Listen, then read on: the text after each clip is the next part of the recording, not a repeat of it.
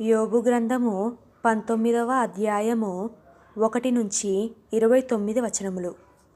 అంతట యోబు ఇలాగున ప్రత్యుత్తరం ఇచ్చెను. ఎన్నాళ్ళు మీరు నన్ను బాధింతురు? ఎన్నాళ్ళు మాటల చేత నన్ను నలగగొట్టుదురు? 10 మారులు మీరు నన్ను నిందించితిరి.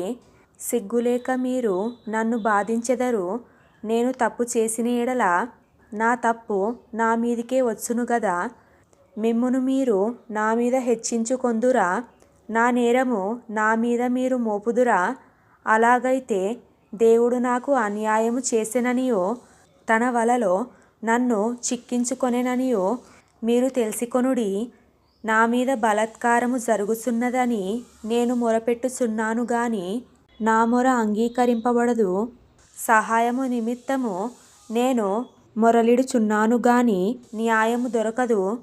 నేను దాటలేకుండా ఆయన నా మార్గమునకు కంచె వేసి ఉన్నాడు. నా త్రోవలను చీకటి చేసి ఉన్నాడు. ఆయన నా ఘనతను కొట్టివేసి ఉన్నాడు. తల మీద నుండి నా కిరీటమును తీసివేసి ఉన్నాడు. నలుదిశలు ఆయన నన్ను విరగగొట్టగా నేను నాశనమైపోతిని. ఒకడు చెట్టును పెళ్లగించినట్లు ఆయన నా నిరీక్షణాధారమును పెళ్లగించెను. ఆయన నా మీద తన కోపమును రగులబెట్టెను. నన్ను తన శత్రువులలో ఒకనిగా ఎంచెను. ఆయన సైనికులు ఏకముగా కూడివచ్చిరి. వారు నా మీద ముట్టడి దిబ్బలు వేసిరి. నా గుడారము చుట్టూ దిగిరి. ఆయన నా సోదర జనమును నాకు దూరము చేసి ఉన్నాడు. నా నిలవరులు నాకు కేవలము అన్యులైరి. నా బంధువులు నా యొద్దకు రాకయున్నారు. నా ప్రాణ స్నేహితులు నన్ను మర్చిపోయి ఉన్నారు. నా ఇంటి దాసీ జనులు నన్ను అన్యునిగా ఎంచెదరు. నేను వారి దృష్టికి పరదేశినై ఉన్నాను. నేను నా పనివాని పిలువగా వాడేమి పలకకుండానున్నాడు. నేను వాని బతిమాలవలసి వచ్చెను. నా ఊపిరి నా భార్యకు అసహ్యము. నేను కనిన కుమారులకు నా వాసన అసహ్యము. చిన్నపిల్లలు సహా నన్ను తృణీకరించెదరు. నేను లేచుట చూచిన ఎడల బాలురు నా మీద దూషణలు పలికెదరు. నా ప్రాణ స్నేహితులకందరికీ నేను అసహ్యుడనైతిని. నేను ప్రేమించిన వారు నా మీద తిరగబడి ఉన్నారు.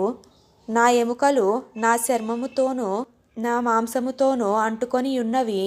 దంతముల అస్థి చర్మము మాత్రము నాకు మిగిలింపబడి ఉన్నది.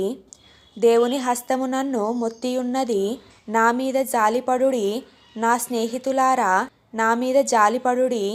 నా శరీర మాంసము పోవుట చాలుననుకొనక దేవుడు నన్ను తరుమునట్లుగా మీరేలా నన్ను తరుముదురు? నా మాటలు వ్రాయబడవలెనని నేనెంతో కోరుచున్నాను. అవి గ్రంథములో వ్రాయబడవలెనని నేనెంతో కోరుచున్నాను. అవి ఇనుప పోగరతో బండ మీద చెక్కబడి సీసముతో నింపబడి నిత్యము నిలవవలెనని నేనెంతో కోరుచున్నాను.